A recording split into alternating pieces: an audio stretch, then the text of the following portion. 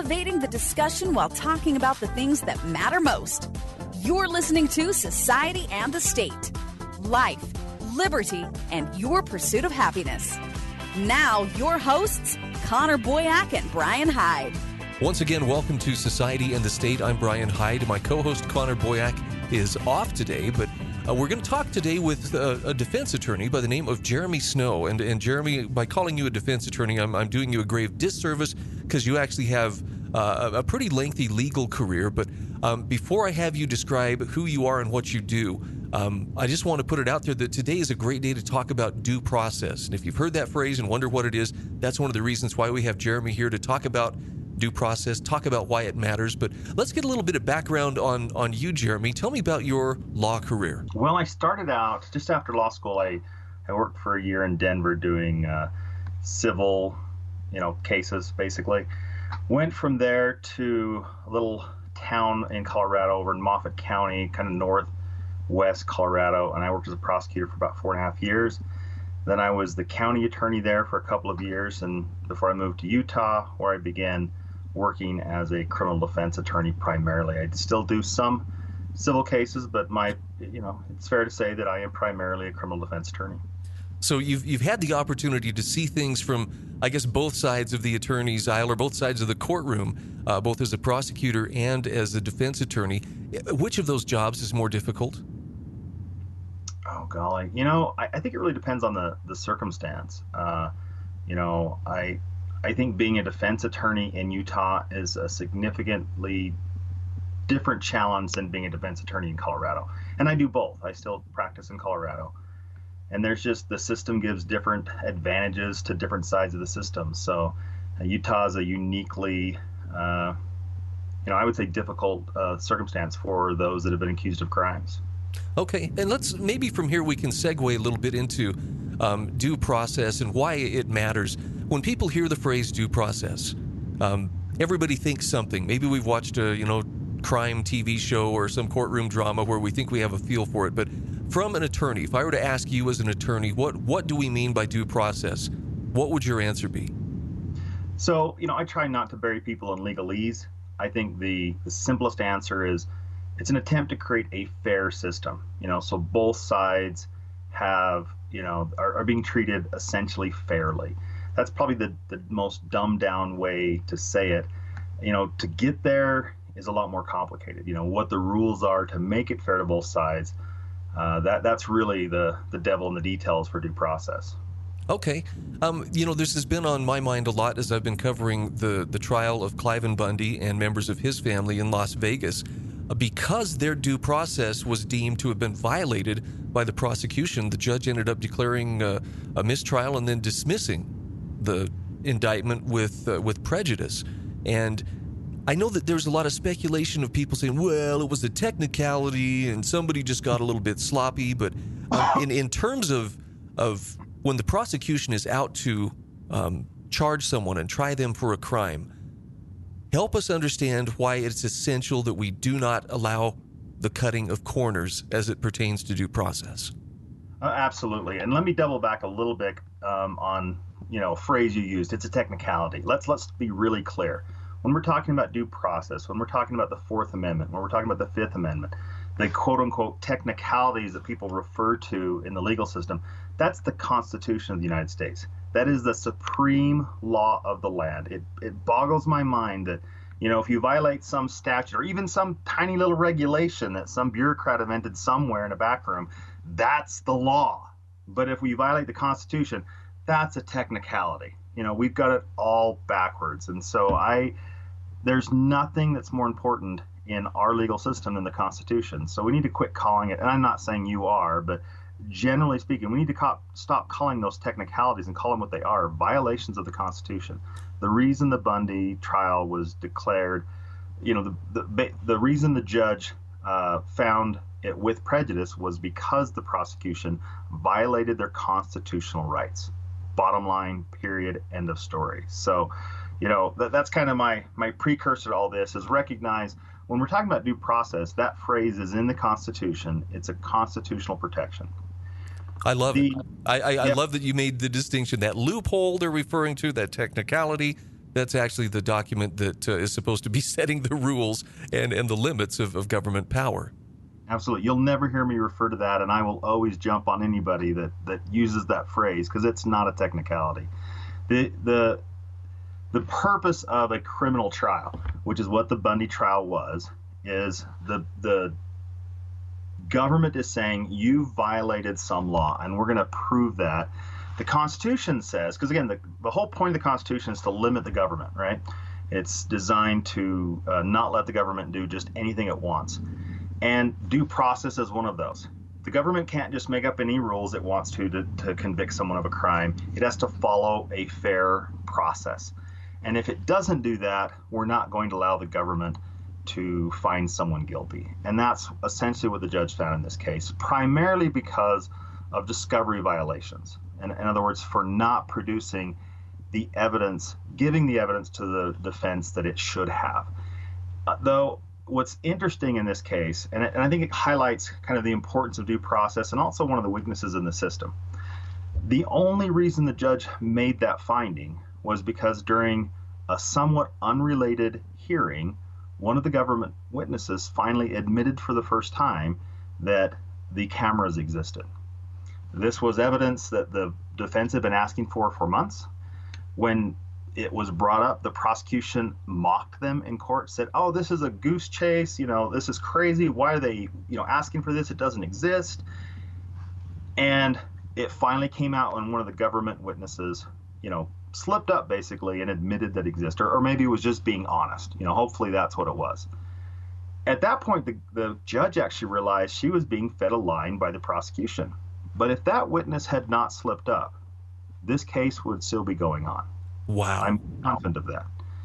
Maybe not after the Wooden memo was released, but again, this was the first time it was ever revealed. And that's one of the important things to think about in due process, is the government still controls all that.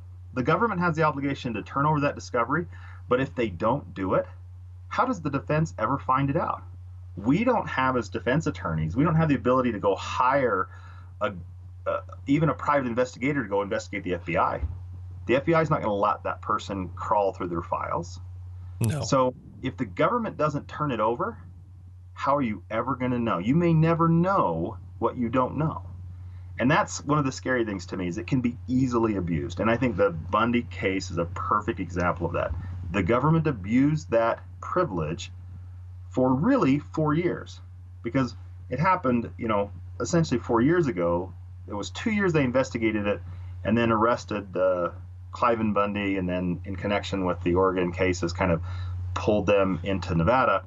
But then for 2 years sat on that evidence. For 2 years said it didn't exist. For 2 years mocked the defense when they said that, when they asked if it existed. And only because after the trial started, a government witness admitted that they existed, did it ever come to light. Yeah, it was miraculous, I think, in a number of ways. Jeremy, I want to ask you this. It's tempting sometimes, I think, for people who maybe have seen crime or evidence of crimes that have happened, some horrific headline-grabbing crime takes place, and they feel like, we've got to get these people. There are bad people out there who want to harm us. So maybe it's okay, just this once, we'll go ahead and allow the government, allow the prosecution to do what it takes, to do whatever it takes to get that conviction and get this person off the street. Tell me what's wrong with that kind of an approach. Well, I mean, if you use that same approach as a citizen, we'd all say that was a crime. Well, I just want to get ahead this one time, so I'll only rob this bank this one time. Like, we wouldn't accept that excuse in any other circumstance. Why should we accept it from the government? Just because the government does it doesn't cleanse it in any way. They're still humans that are doing this. I think that thought process has actually infected a lot of law enforcement. I have a lot of law enforcement that are close friends. I know a lot of good ones, but I prosecuted 3 different law enforcement officers when I was a prosecutor, ones that made mistakes, that did things that were wrong. I've seen others do it. I've also seen where, in at least one of my cases, where other officers tried to cover up for the officer that was eventually prosecuted. The the mentality that we can break the law a little bit, and especially we can break the Constitution a little bit to make sure that these other crimes are caught. That's a slippery slope, because if you do it once, you're going to do it again.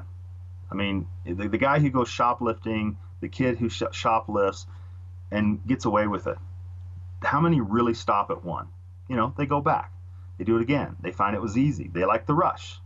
Cops are no different. Law enforcement are no different. Government is no different. They're human too. So when we start excusing their breaking of the law, then we can be assured that they're going to continue to do it. The only way to ensure the government obeys the rules is that we hold them to that rigorously. I love it. Yeah, I know there's an attitude out there that says, well, but there are lawless people out there and we've got to do whatever it takes to get them off the street. But I don't think very many people make the connection that when you allow government to act in a lawless fashion, everybody suffers. Not just what that one individual might have, who the people he might have hurt. And the reality is we are doing a lot. I mean, look at the amount of resources that are spent to catch criminals. I'm sure it's into the billions of dollars if you look at it nationally, between the CIA and the FBI and Homeland Security and state governments, the Utah Highway Patrol, and then local sheriff's office, and then local city police departments. Literally billions, if not possibly into the trillions of dollars that we spend to catch criminals. Do we catch all of them? No.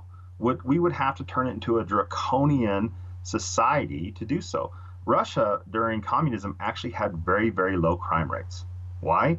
Because if there was even a hint that you broke the law, you weren't going to get due process. You were going to get locked up and thrown away very quickly, very easily, and you'd probably end up in a gulag if not dead. So nobody dared break the law. Is that the society that we want? You stifle innovation, you stifle creativity, you stifle what makes America America when we focus on eradicating every single crime in the books. I, for one, I'll take a little bit of crime if I have a free society, knowing that, yes, to get a free society, occasionally criminals that did commit crimes will not be held accountable. And occasionally people will get away with things that we might not want them to get away with. But we gain so much more. And the price we pay to catch that very last criminal is the eradication of all of our freedoms. We would have to be, communist Russia. That's not what I want. I appreciate that you mentioned this, and in fact, you sparked a question on the number of things that are made into crimes. You talked about how do we want ruthless enforcement of every single little crime? Look at how many things have become criminalized or have become a police matter now that can land a person, accountable in court. There's more than you realize. I mean, I do this every day. I've been doing this for over a decade, and still, I'd say at least once a month, some new crime walks in the door that I go, holy cow, I had no idea that was a crime, and I have to go look at that statute. I'd like to think that I had, the entire 8 feet of, legal regulations in Utah in my head, but I don't, and nobody does. And that's what's scary to me is I'm sure I'm breaking the law. I'm sure you are. We just haven't had an official tell us yet. Yeah, well, and even the officials who enforce it, and I say this with all the love in my heart for my friends who are in law enforcement, they will tell you the law is always in a state of flux. Those laws that are on the books are sometimes interpreted differently depending on a particular court decision or case law, and it's always changing. That's true, and that kind of goes back to one of the elements of due process. So to kind of bring it back into our topic today, part of due process is knowing ahead of time what's a crime, or being able to at least what's written down makes sense to where the average person would know, oh yeah, that's prohibited. The problem is all words can be interpreted, differently. Assault, we all think, well, of course assault should be illegal. But if you actually look at the definition of assault, it's to cause pain. That is literally the definition in at least Utah and Colorado, both states in which I practice. I think it's probably generally true across the United States. Well, Brian, if that means I flick you in the ear and you say, ow, did I assault you? Well, maybe I've done something wrong, but I don't know if it's in Utah, up to 18 months in jail wrong. Wow. And that's the potential, penalty for assault. And again, I doubt that someone who flicks someone in the ear would get that, but still, that's the category we've created for that. And so, again, if you've got a reasonable prosecutor, they're not going to prosecute that. But if you've got one who's hell-bent on, quote, doing the right thing, or maybe thinks you've gotten away with something else and is going to make you example or whatever, you could very well be hauled in and prosecuted and really have no idea ahead of time that what you had done was wrong. And that applies to a lot of bureaucratic regulations as well. So, that's part of, I make a distinction between individual due process and systemic due process. Individually, I think we do a pretty good job as a country. When you are arrested, the courts tend to follow the procedural rules, and you have a right to an attorney, and you have all these rights that are attached to it. And we do a pretty good job of following that. There's not a lot of times that I've seen, the courts just absolutely ignore that. The problem is, from a systemic level, there's so many loopholes for the government. There's so many ways that the average citizen can get caught in a system that they really didn't know ahead of time that what they were doing was wrong. And that's just one kind of silly example. But there's really hundreds of others, and I've dealt with them where someone actually thought they were doing the right thing. A prosecutor kind of took issue with it, and they ended up spending thousands of dollars to get out of trouble that they really should not have been in. Yeah, you had mentioned a couple of times now how things were done in Soviet Russia. And I know Alexander Solzhenitsyn in his Gulag Archipelago talks about, I believe it was Article 58, but it was the catch-all crime, and that's anti-Soviet activities.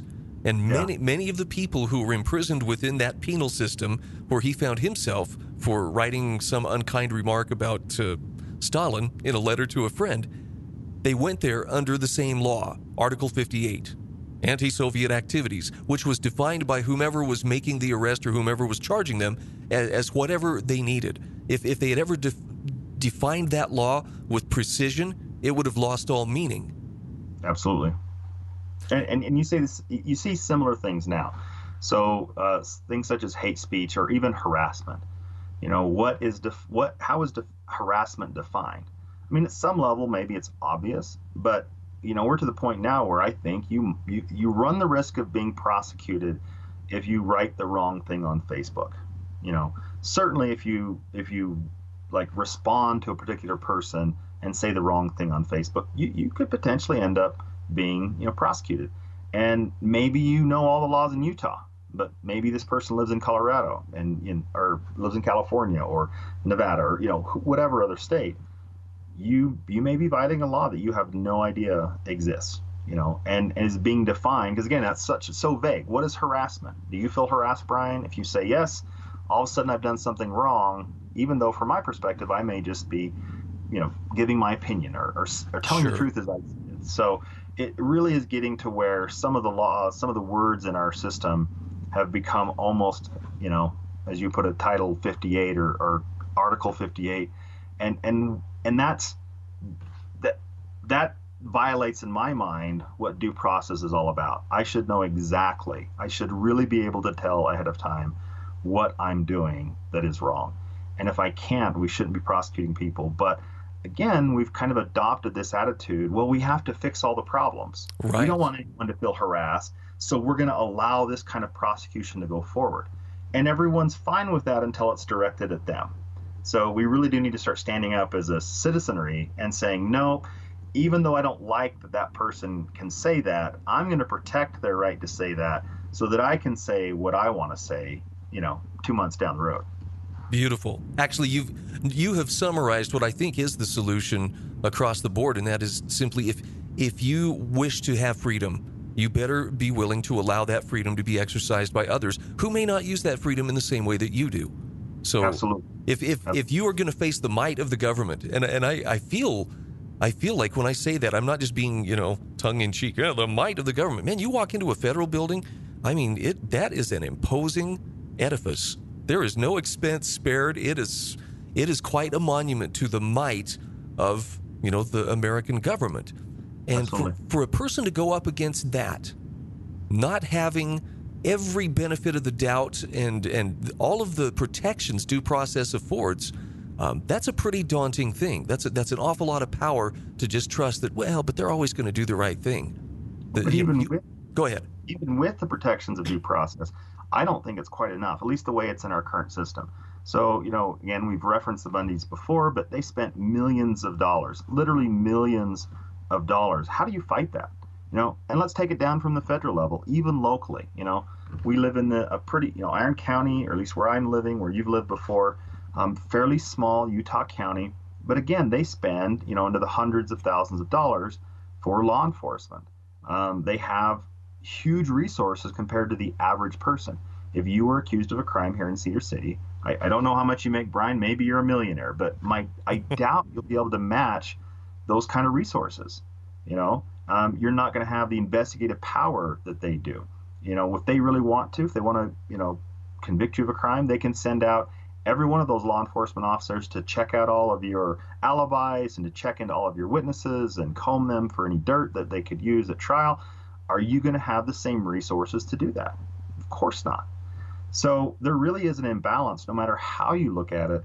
And again, we'll probably never get to where there's an equal balance, but systemically we should start looking at how do we rectify that imbalance? How do we, for example, ensure that discovery is made? In Utah, and I think most people do not know this, there is actually no obligation the only obligation in Utah for a prosecutor to turn over evidence, discovery, is 1 week before trial, unless the judge orders otherwise. But Dang. Think about it. 1 week. How do you expect anyone? So a prosecutor can have all the evidence, wait 6 months, turn it over a week before. Do you think that's fair? No, that doesn't sound fair. It doesn't happen that way usually, but I've had a case here in Cedar City where I was given a couple of reports. I sent an email asking for, I want to say about 8 or 9 items of referenced material where they said, there's another report out there, or there's a recording. So things that we knew existed, the prosecutor handed it over to me a week before trial. Well, I'm with you. I hope that these reforms can take hold. And it's probably because I just had the benefit of watching people that I know personally go through a process that was much more difficult and much more inflicting of injury than it should have been, because there were those who ignored it. Are there any good resources for the layperson to get a feel, for some of the basic principles that underlie our system of laws here in America? Oh, none that comes to mind. Some light reading, Barron's Law Dictionary, things like that.